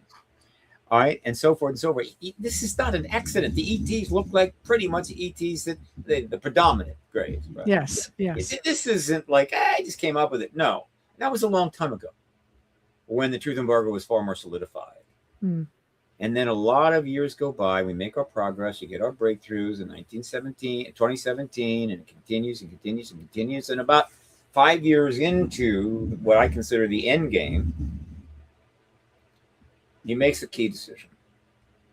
Okay. I could make a movie that will have enormous impact on this. I need to decide how and when to do it. And so X amount of planning goes into this. You got to line up certain things. The funding is obviously not a problem. And I'm going to guess around 2022, things get going. And I believe it was after Grush that we first heard that there was a film in the works, but it was locked down. That's another important thing. Locked down, meaning everybody's under an NDA, including the caterers. Nobody talks about this film. They gave it a title called The Dish, working title, The Dish. Okay. Go to work to make this movie. And while he's making the movie, all these other things are moving forward. The hearings and this and that, and the witnesses coming forward, the massive media coverage and on and on. That's all happening as this is being put together. To some degree, it may reflect that. They may have been taking that into account, don't know. And so eventually they take it to the next level and they change the working title to Disclosure. Thank you, Mr. Spielberg. Okay. And they work on it some more. And we get closer. And we get closer. until finally they announce the date. And I just can't imagine that they did the calculations of where things were going, how things were going to land, etc. And they picked that date with care. It wasn't a dartboard. No. Right. And so they selected June the 12th of 2026, which is just a little over, I think, 3 years after Grush testified. All right. And then they announced the title, Disclosure Day. Oh, come on. Now, look, I don't want to get overly worked up here, but back in 2003, I set up a website in order to create a concept, an activist concept, to create World Disclosure Day, because there was a World UFO Day, and it was time to move on from that to disclosure. And I put the site. Now, a couple of other gentlemen whose names I don't have handy, but they had also tried to get that going. But I'm a 24-hour a day activist guy, so I was able to get it going, and it's been still up, but it's got a broken thingy, so I got to fix that. So you can go find it. But I think I gathered 5,000 responses in support of it, World Disclosure Day, and I set the date. You had to have a date. I set the date for July the 8th. And the reason I set it for July the 8th, that was the day the decision was made by the president to tell Roger Ramey to turn that press release around into a weather balloon. All right. And thus, informally, as far as I'm concerned, began the truth embargo. And therefore, ending the truth embargo would be Disclosure Day, July the 8th. All right, fine. And, I referred to it year after year after year. But overall, disclosure, and then I would refer to Disclosure Day. So, but I'm not the first that brought it up, but I, solidified it and then talked about it for the next, well, let's see, I'm going to go out 20 years. And so, when you decide, but I didn't trademark it because I'm an idiot, right? I'm not a good businessman. Trust me, I'm not a good businessman. Everybody knows this, including my family, and living or dead. And so I didn't trademark that puppy. But in any event, so when he announces that the movie is Disclosure Day, I'm going, yeah, right. That's thank you, and feel free to whatever. So anyway, throw you some shekels. Yeah, what the hell? It's just a free lunch. Yeah, take me to lunch at the Factor's Deli. I don't care. Look. So what do you say to people who are calling it a psyop? Yeah. And there are so many people that have been warped by the government's awful policies that they're no longer able to know what's good, what's bad, what's side, what's not. That's the government's fault. That's not theirs. I don't criticize the American people by and large in that sense. So Disclosure Day, this is huge. So I was pretty sure that he had made the decision that he was going to make a movie. It could be the last movie he ever makes, but it face at the end of his life, 50 years after he makes Close Encounters, to close the circle and significantly impact this process, solidify it, help make it happen as his contribution to the activist movement. God bless him. Because otherwise it didn't make a damn bit of sense. However, I hadn't seen the movie yet, right? So I finally saw it today. Okay. And I went in there knowing what people liked or didn't like and all that kind of stuff. But I didn't really know the details of why they didn't like it. And here is what I saw. Now, it's clear that, and I think people know this, but everything that happens in this world, big or small, though the more complicated, the more this applies, is interpreted through the worldview of the individual. Their life experience, the cumulative life experience is the prism in which they look at it and try to understand it. And everybody's life experience is different. Everybody's perspective is different. No two people ever see anything exactly the same, which is interesting. It's good and it's bad. it's good because if something happens and a whole bunch of people see it, they may get different interpretations, but the cumulative of that pretty much gets it all. So if person A really kind of misses something because it's not in their worldview, another person gets it. And when you put it all together, you end up understanding it. That's very helpful. In other words, it's a collective system of understanding. That's true in science, true in everything. All right. And the downside, of course, is that it creates endless arguments and beefs and discussions that go on and on and on. That's the way it is. Okay, so when I sat there in that chair, waiting for the film to start, I asked myself, so far, has anybody sat in front of that screen to watch this film who is still involved in a 30-year total activist engagement of the truth embargo, which is what this is about, right? Than I. And I wasn't sure I'm not saying there wasn't such a person. I mean, there could be somebody in China. I just don't know. But in general, my guess is not many, right? And so I'm sitting there thinking, I have a very special perspective on this that may allow me to see things that others are just not going to get. And so I'm taking notes and stuff in the whole 9 yards. And so off we begin. And how could I put this? What he and the writers, and boy, I got to find out who wrote this. I mean, I got to find out everything about this thing. But what they did was attempt to present the key elements of the truth embargo, the most important aspects of the ET engagement for covering the whole 40 years, one way or another, in either indirect or direct terms. So, and we're talking about 80 years. I mean, there will be 20-volume series of books and documentary series to cover the truth embargo. If I get $20 million, crypto people, I'll make some contacts in Hollywood. I do have some, and make that series. I mean, that would be the ultimate thing.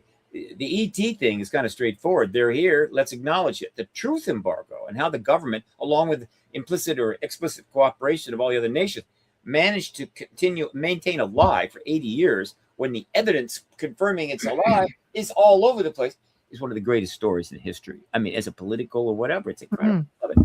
You basically compress that into one movie. I'm saying, well, go for it. Let me see what you got. Can you do it? All right.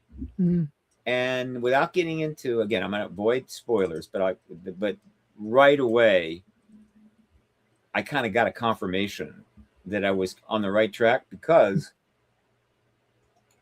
the very first thing you see in this movie is violence. Boom. Instant violence. But the interesting thing about it, it's fake violence. All right. And so the message here is that we are a violent society and we like to watch it, but we also like to fake it. And I'm thinking, okay, I get the point right off the bat, just in the first 15 seconds. And then on it goes from there. And they pulled it off. It just, again, if you know the history of this, then you're just picking this stuff up. Boom, boom, boom, boom, boom, boom, boom. But if you don't, if you're just a person that's kind of new to this thing, but it's a great movie, you love Steven Spielberg, you go in there and you see, and it's like, it's kind of Mission Impossible, only nicer in a way, right? It's classic Steven Spielberg in the sense that lots of this and that and everything else, but nobody dies. Some of his movies, a few died. Some the worst people, but not. It's very Spielberg. It's what you expect from it. So far so good. But right, as it goes forward, begin to see and understand that he is serious about getting across extremely important points, and clearly is confirming that he knows, not just believes, there is an extraterrestrial presence, which since the movie has opened, he's been asked some questions, and he's saying, yeah, I believe they're here. Finally, took a long time, but he's saying it now because it's time to say it now without getting an elaboration. All right? So Emily Blunt's going to get a nomination for Best Actress. Colin Firth is going to get a nomination for Best Actor. One of the girlfriend of one of the characters is going to get a nomination for Best Supporting Actress. The film will be nominated, of course, for Best Picture. A lot of people would make the case that while good, really good, it's like this kind of sci-fi movie, a little quirky, and there'll be some dramas. They're going to come out later this year with all kinds of Shakespearean stuff, and people are really fantastic. And I get that. Except the Oscars, and not until next year. And by the time the Oscars get here, and all that is going to happen, right, with respect to Disclosure, right, and Disclosure Day, they're just going to hand the Oscars out to them. Just, hey, come on up. Giving them all to you. Bing, bing, bing, bing, bing. Right. It's going to be fun, right? We'll see. And so as we go through this, all the key stuff is there if you know where to look. And so that's just fun as hell. I really encourage people who did not really kind of get it and kind of struggle with it, maybe left, what's going on here? Wait a bit, take another week or so, go back, watch it again. All right? Maybe read a couple of books, read some Richard Dolan, whatever the hell, and go back and watch it again. But whatever. Yeah. So I'm picking up on this. There's a couple of Easter eggs in there. Right. There's a character named Nathan Twining in there. Just touches on it, right? They didn't move on. Yeah. And I think there may have been a couple more that I missed. Yeah. All right. So you recommend it. Of course I recommend it. Yeah. But let me close strongly with this. Okay. As it gets to the climax, as we're moving towards the ultimate reason that he made it, I'm getting chills up and down my spine. And as it approaches the end, in the last minute, I am crying my eyes out.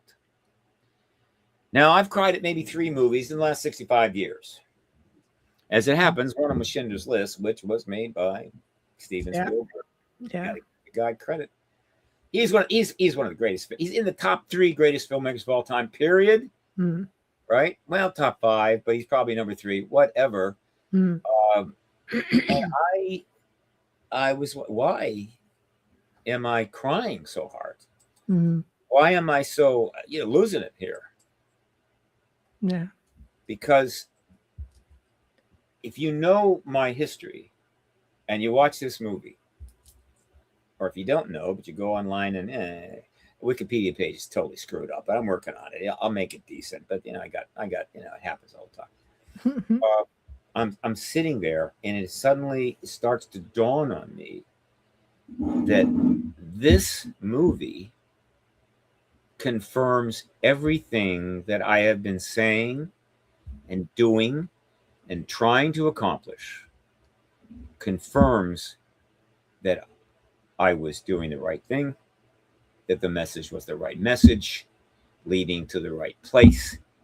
It's like this gentleman and I were born only 9 days apart. And it just took me over. Right. And so one day I hope to meet him. I have a partner that met him once. His people have been approached a couple times to join the Hollywood Disclosure Alliance that I founded with Dan Arari, because it's, Hollywood people and the UAP people. But he's a big guy, and the agents and they're not, not pleased. No, I'm not going to do that. But, that could happen, right? So for me, it was just overwhelming. I didn't expect that. I don't cry much. I'm not a sentimental man. Trust me, I am. Yeah. Not. That's why I never got married, because about 2 years into the marriage, and my wife would be going, Does anything affect you? Nothing. It's not anything. You're like a cold. You're a block of ice. So I invite people to think about that. Mm-hmm. That this, after all of this time, mm-hmm. and I, of course, I was affected by Close Encounters of the Third Kind. I mean, I did make a decision to get in the field in '96, but I saw that movie when it came out, and it never goes away with you. Okay. No, it never leaves you. I still, right? Yeah. So all these years go by. I'm 79, and I get to watch this movie by myself in an empty theater. I can just totally watch and just engage in it. And there it is. I was right. I was right the day I got in. I'm still right. Now, understand, being right is overrated, and people get really worked up about being right. Trust me. It's not as great as you think. So when I say being right, it's not quite what I'm trying to express. Mm-hmm. Valid is a better thing. In other words, the reason was valid. The fundamental approach was valid. The concept was valid. The message I was trying to get was valid. The outcome and the reason was valid. It was just like right there. And yeah, I talk constantly about nuclear war and the fact that it's imminent. Was that in the movie? Yeah, it was. Was it overplayed? No, it's just kind of in there floating along with a lot of things. Mm-hmm. You could watch this movie 5-6 times. There's more. I missed some Easter eggs. I'm sure there's some Easter eggs I missed. And so we'll be feasting on this for a long time. And so that is the current situation I have with that film. Now, I'm going to be talking about this podcast after podcast after podcast. I'm not going to let this alone. Right. I'm going to pound away at this. Okay. Yes. There's another irony about this. Okay. Because, and again, when I found out this morning that we were born only 9 days apart, it's impossible. No way. Right. But whatever. I don't know where he was born, but if he was born within like 10 miles of where I was born, I'm going to freak out. No. And so what I'm saying is that years ago, we tried to get a series together when things were cooking. I came to Hollywood at the request of a producer. They spent a lot of money filming me to do all kinds of big projects. We made a couple of $1 million pitches. It was Hollywood. I was a naive guy, right? It ate me alive. And then the pandemic blew up again, and then the strikes happened, and everything else just wiped everything out. People had to go back to driving Ubers, and everybody hated each other, and I fled back to Washington. That was years ago. Recently, though, the outtake of that, the product of that, was in fact taken up again, heavily edited and enhanced into what will be a 9-platform series, not a 9-piece series that could go on multiple platforms very soon. Which would be very nice. Yeah.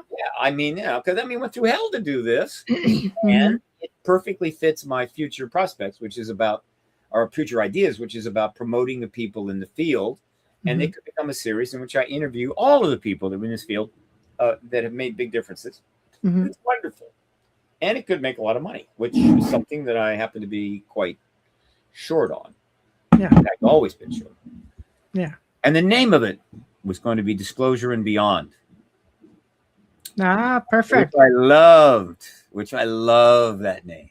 Yeah. And as the decision was made to get the funding that would finally allow it to happen, one of the lawyers on our side pointed out, look, because the plan was to drop this before the end of June, right?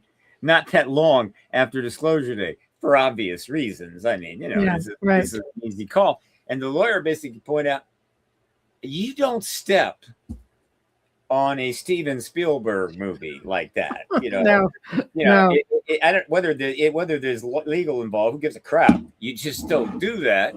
And so consequently, we have to change the name. And I was so crushed because I love that name. And then they decided what the name would be. Do I like this name? No, I'm not like this name. However, I understand, and you got this is Hollywood, right? So film industry. And so with any luck, this series will come out not too far down the line, and you'll hear about it in time. But the Disclosure, of course, was because just want to point out again that I started talking about disclosure as a disclosure day right around 2001. Yeah. Okay. So Long time coming. Yeah. Yeah. Anyway, that's my situation on the movie. I'll ask, you've got questions, I'll be happy to answer.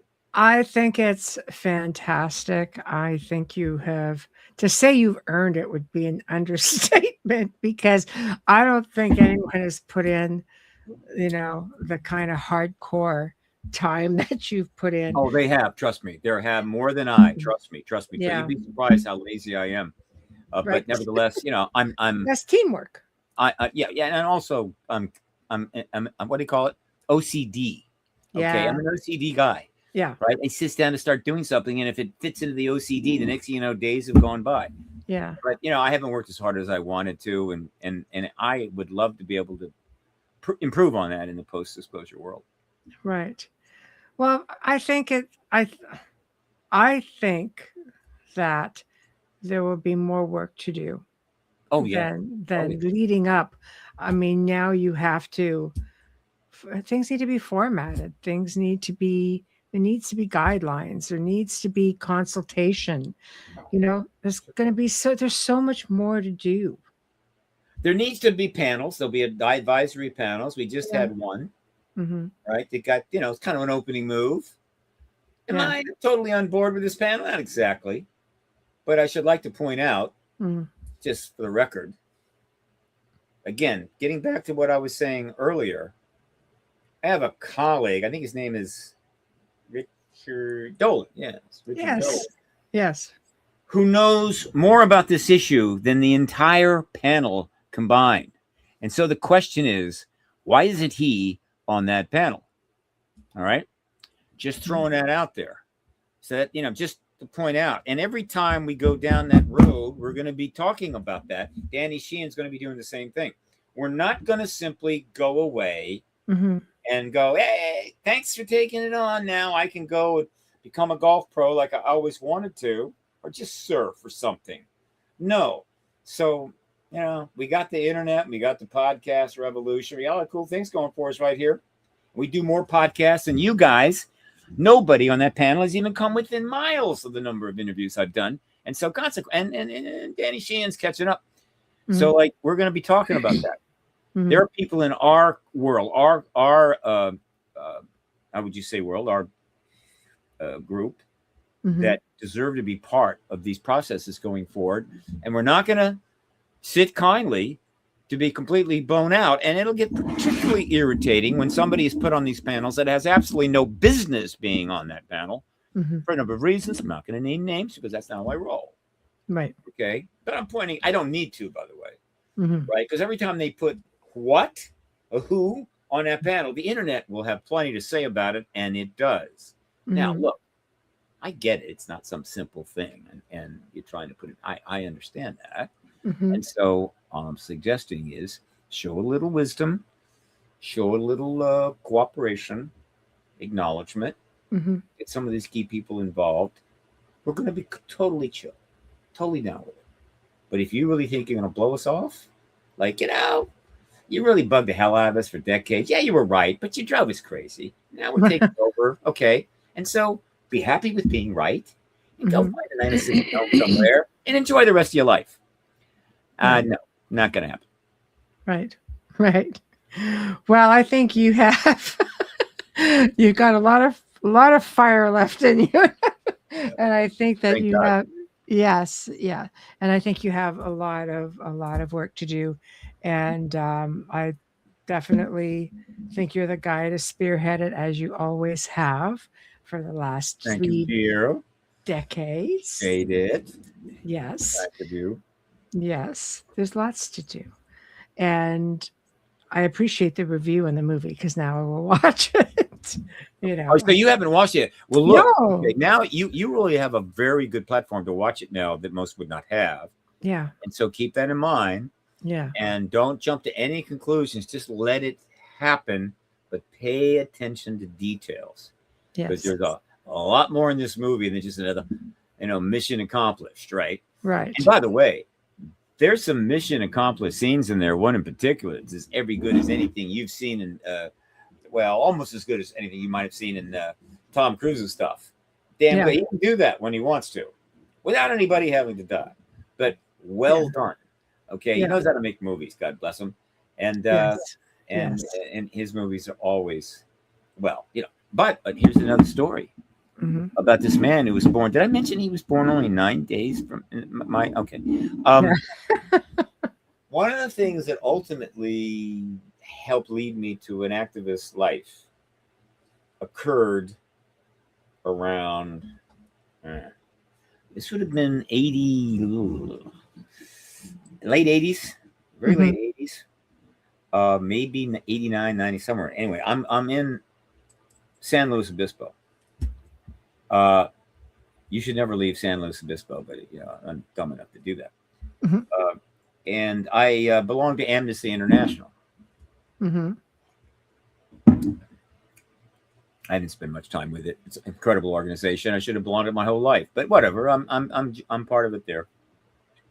And I got this wild idea to raise money for Amnesty International by holding a special screening at the theater there of Schindler's List.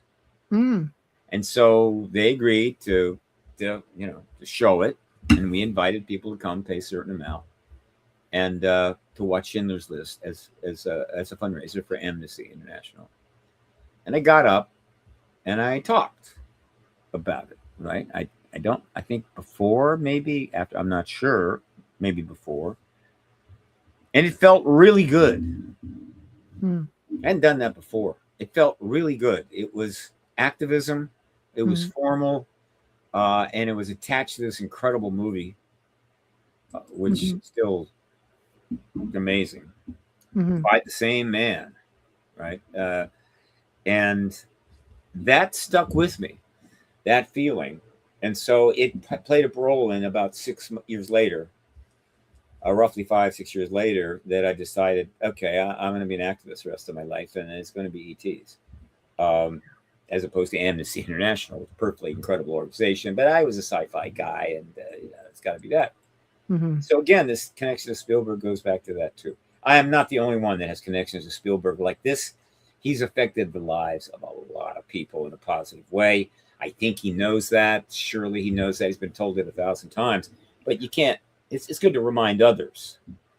There's more to filmmaking than just making big bangs go off and huge bucks and whatever. It's the most powerful form of entertainment and maybe even art the world's ever seen. And it's good to remind people of that once in a while, and hopefully they'll make more movies like that in the future.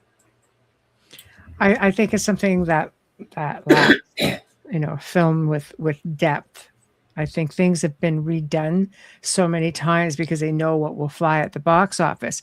And somewhere along the line, you can have something with depth and creativity. And this is, from what you're saying, this is a perfect example of that. I've always been, a fan with respects to the films. Avatar. I don't want to talk about how many times I went to see Avatar. I just looked at that and I went, that is so brilliant. It's just so well done, and I don't think it's like you say, Close Encounters never leaves you. It's never left me. People will say, well, what's your favorite film? It's just like, well, it had to have been Close Encounters, because that was the wake-up call. It really was a wake-up call. And for those who have that kind of interest, like I kind of grew up seeing things I couldn't explain in that manner. And when that film came out, it was just like, well, that's something. I can't hear you. Oh. So when I was a teenager, just like in high school, I was certain there was extraterrestrials here, just by reading some of the articles that were coming out. Yeah. Right. Without any bias, I'm just reading. Oh, that's extraterrestrials, and then I'm waiting for what's going to happen from that, and then I'm starting to realize that nothing is happening from that. And it wasn't just because I read a lot of sci-fi stuff and like sci-fi. Yeah. It was common sense. And so when Close Encounters comes along, I've got no resistance whatsoever to what they're trying to present there. And so consequently, it was like, great. And I'd read or seen that the Greys look like this and so forth and all of that. And so it was great. I love the movie, and I'm thinking, well, that is going to advance things a little bit. Let's see what happens next. Yeah. Not much happened next, but nevertheless, I don't know how many millions of people saw that movie, but hundreds of, I think over the years, probably hundreds of, maybe a billion or more people have seen it once in one form or another. Yeah. You know, it's off and on, played here, TV, whatever else, big number. So the end of that movie is somewhere in the consciousness or the brain of a lot of people on this planet. And you can't underestimate the power that has as the real thing starts to develop, right? Around 93, 4. All right, which is years later, about 15 years later, but there it is. And it just kind of makes it a little easier to go forward. This and so many other things. It's not like a bunch of activists and a couple of researchers got together and convinced the world that it's true, and then no. This has been a unnecessarily slow integration of truth, reality, in the brains of billions of human beings so that they could possibly move forward on this against the wishes of their government, which is supposedly be serving them and providing a truthful and rightful understanding of the world. This is the counter. This is art at its absolute most powerful. No painting could do this. No piece of music can do it, though some of them are pretty powerful because they're emotional. But no. A film like Close Encounters, it's hard to measure its impact. However, this film is another matter. It's of a different type than Close Encounters, absolutely. It's got more, bad guys. It's got more, government issues, things like that. But the issue that it's addressing dealing with at the time of dealing with it is incredibly powerful. And what's going to happen now is that as we move forward in time through the rest of this year, as more comes out, including possibly disclosure from the president, that film may not leave the theaters until next year. I don't know how the theater business works, but if I'm the distributor behind this film, or I've got money at stake here, and things are going the way I think they're going, that is never going to leave the theater. You have to be out of your mind. If people are still paying to see it, sure, doing well so far. Not the massive things that Avatar can do, but there's 8 billion people in this world, right? And there's theaters all over the world, and I think they're capable of actually doing that in any language they want. Sure. Right? That's then, with the captions or whatever. So technically speaking, 90% of the people on this planet are going to kind of want to see that film if things go the way they are going. So who knows? Come Oscar, those people will be sitting in the audience watching those things come out regarding a movie gross $3-4 billion, unless they start giving it away for free, which they could do. Right. Now it's available to anybody, whatever. That's a possibility. I don't think it matters that much to him, but this is the film that, of all the films that have been made on this is the film we want every person living on this planet to see if they can. There's some other great films.